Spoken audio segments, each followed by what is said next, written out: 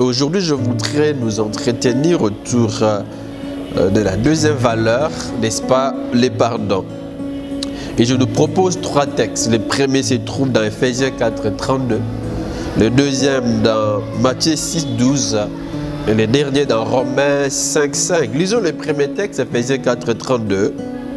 Soyez bons les uns envers les autres, compatissants, vous pardonnant réciproquement, comme Dieu vous a pardonné en Christ. Deuxième texte, Matthieu 6, 12.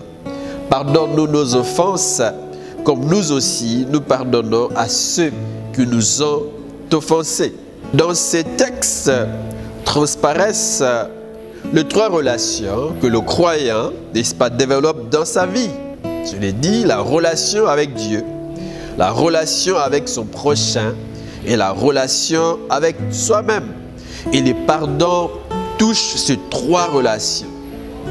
En d'autres termes, nos relations, à la fois divines et humaines, reposent sur les pardons. Dans toute relation sociale, les frictions sont une réalité.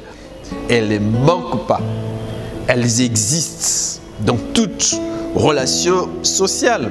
Et Jacques Poujol a raison lorsqu'il note que toute relation sociale, et donc aussi la relation conjugale, est porteuse d'un double potentiel d'amour et de conflit. Il a raison. Alors comment devons-nous réagir lorsque nous sommes offensés? Allons-nous nous venger? Remettre l'offense pour l'offense? Eh bien, la Bible est claire. Elle répond en disant qu'il faut pardonner. Alors posons-nous cette question. C'est quoi pardonner? C'est quoi? Pardonner, c'est excuser les torts subis. J'excuse. J'ai subi du tort. Eh bien, j'ai choisi d'excuser. Pardonner, c'est refuser de nourrir les souvenirs de l'offense subie dans les cœurs. Pardonner, c'est quoi? C'est refuser de se venger. Pardonner, c'est aussi renoncer à la haine.